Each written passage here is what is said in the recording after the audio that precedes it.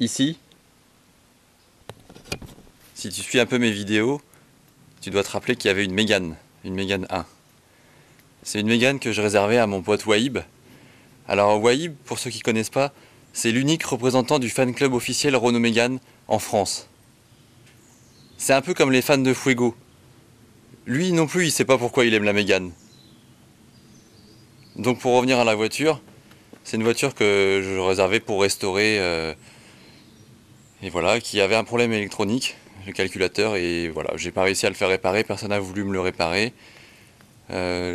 Pour un particulier c'est très compliqué, et ils veulent à chaque fois que ce soit par un garage, etc. J'avais finalement réussi à trouver un mec à qui j'ai confié le calculateur, et le mec donne plus de nouvelles, il fait le mort, et j'ai jamais pu réussir à le rejoindre. Donc la voiture est partie pour sa dernière demeure, la casse. Ça aurait été un échec magistral. Le plus gros échec de ma carrière de restaurateur amateur automobile.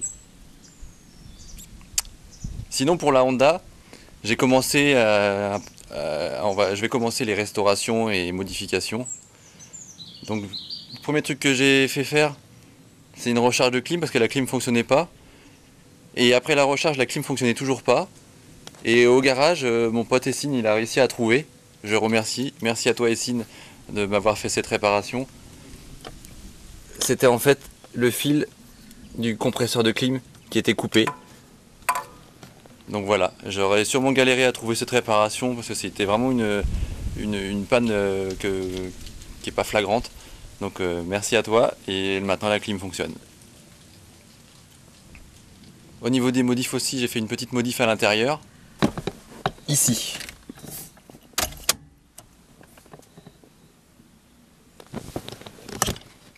Prise USB pour charger le téléphone avec voltmètre intégré.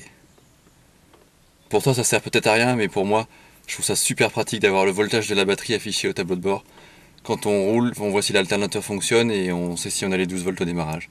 C'est du gadget, mais bon. Et puis au moins ça permet de charger le téléphone sans les faux contacts d'une prise allume-cigare qui se met dessus directement. Quand j'ai récupéré la voiture, j'ai vu qu'il y avait aussi un problème de compteur de vitesse. Mon collègue me l'avait dit d'ailleurs. Alors des fois il fonctionne, des fois il fonctionne pas. Donc je sais par expérience, j'ai eu plusieurs fois le problème sur mes voitures, sur plusieurs voitures, et à chaque fois c'était le capteur de vitesse qui est dans la boîte. Donc j'ai entrepris de le changer. C'était super facile, il est venu tout seul.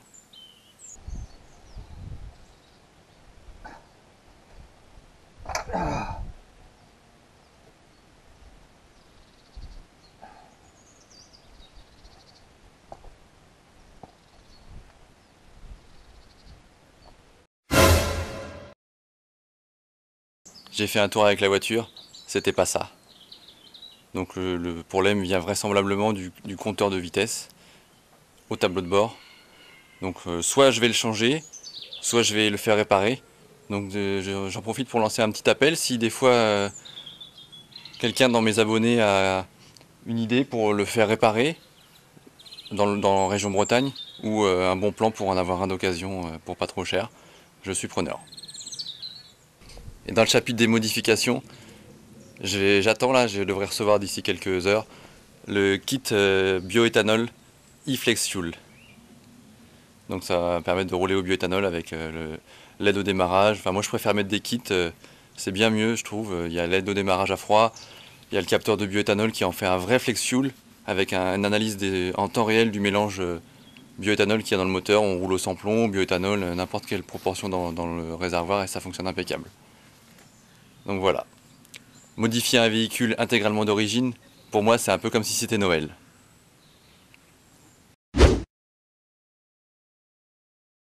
Bon alors ça y est, j'ai reçu le kit e-flex fuel, commandé mardi après-midi, reçu aujourd'hui, jeudi 2 jours après, de Finlande. Ils sont forts ces Finlandais quand même. Donc je présente le kit vite fait, je te la fais courte parce que l'idée c'est pas d'en faire un tuto, il y en a déjà plein qui circulent sur YouTube, des tutos pour poser les kits bioéthanol, dont le kit e-flex fuel. Donc le kit il se compose d'une durite d'essence, des connecteurs pour les durites d'essence, des autocollants. J'adore les autocollants. Ici on a le mode d'emploi, encore un autocollant, le calculateur, Le capteur flex à mettre sur la ligne de carburant pour mesurer le taux de d'éthanol dans le moteur en temps réel. Et ensuite, toute la partie connecteur électrique. Ça c'est pour les moteurs de plus de 4 cylindres, donc j'en ai pas besoin. Voilà. Pour faire les faisceaux électriques, encore des capteurs pour le carburant, des connecteurs pour le carburant. Et des riselants. Allez, c'est parti pour le montage de tout ça. Alors en premier lieu, pour monter le kit, il faut repérer la polarité des injecteurs. Donc pour ça, il faut juste un multimètre, mettre le contact et voilà. Et là maintenant, je vais câbler les connecteurs pour avoir bien la polarité fil rouge sur le plus pour que le boîtier soit alimenté et pilote bien les injecteurs. Donc j'ai fait un petit repère sur celui-là. Donc le boîtier, le kit va aller comme ça. Tac, ça va comme ça.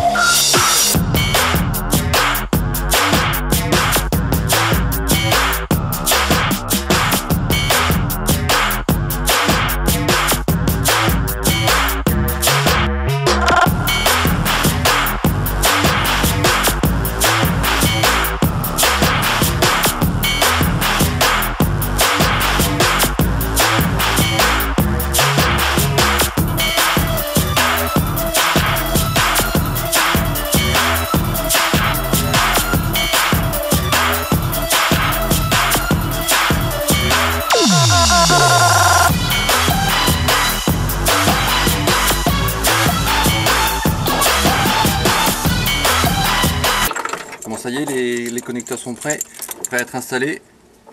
Alors j'ai mis de côté ce qui va pas me servir. Pour l'instant, je vais brancher ça après. La masse, le connecteur du capteur flex et le capteur de température. Hop, je décale ça. Et ensuite, je viens connecter les connecteurs sur les injecteurs.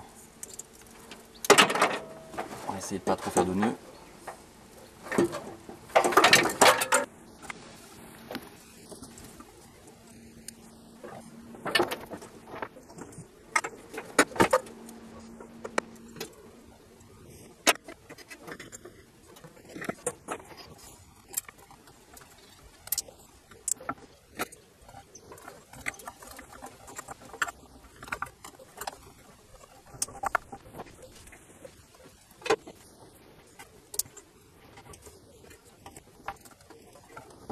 Bon, ça y est, la plus grosse partie est câblée là.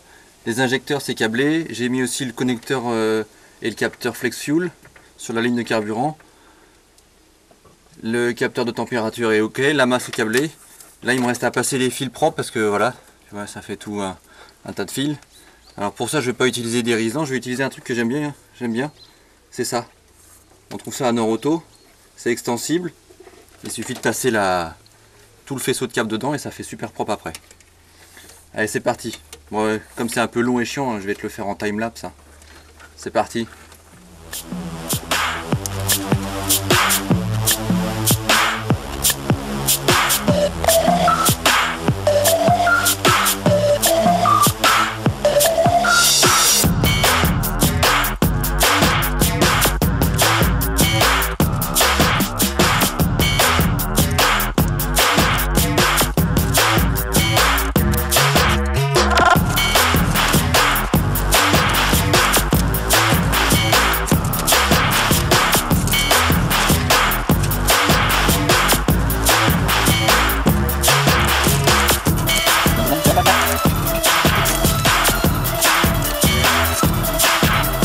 Ça y est, l'installation du boîtier est terminée. Donc je vais te montrer ce que j'ai fait. Les connexions des injecteurs. Là c'est le capteur flex fuel, donc sur le retour de carburant. Voilà, le boîtier est mis ici avec le faisceau que j'ai fabriqué tout de suite en time-lapse avec la gaine Norauto pour que ça fasse le plus propre possible. Voilà. D'extérieur, il faut quand même avoir un œil averti pour voir qu'il y a quelque chose de modifié. Maintenant, il n'y a plus qu'à tester.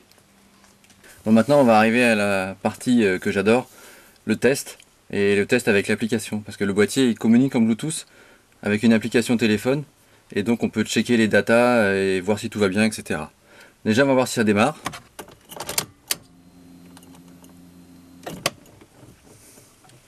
Donc là en mettant juste le contact, on peut voir, je vais me connecter, iFlex Fuel, ok. Data, donc on a des datas, température, etc. Donc normalement ça démarre. Voilà, ça démarre. Je vais aller voir vite fait quand même si ça fuit pas au niveau du capteur de bioéthanol.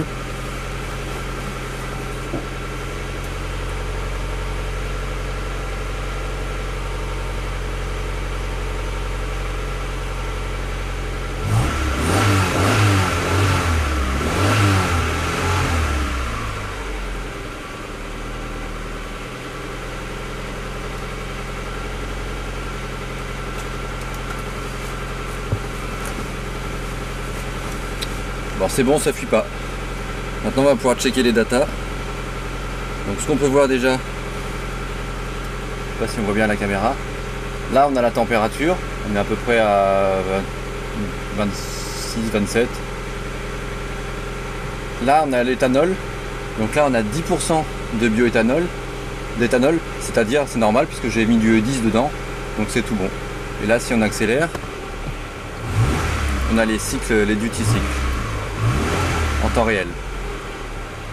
Donc là je vais couper, on va mettre du bioéthanol dedans, et comme ça je vais voir le taux de bioéthanol en temps réel, et on va dire qu'après ça sera terminé.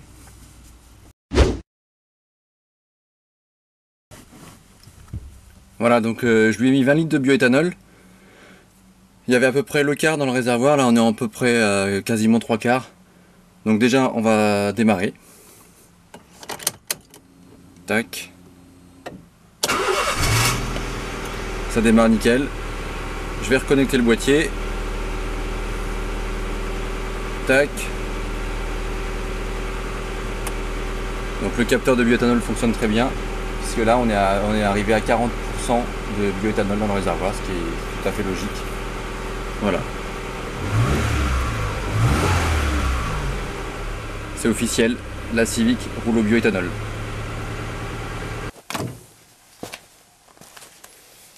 Il me reste un dernier petit truc à faire pour valider l'intervention.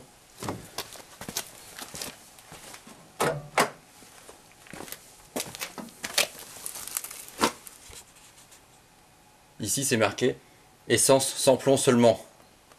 Ouais, c'est ça. Ouais.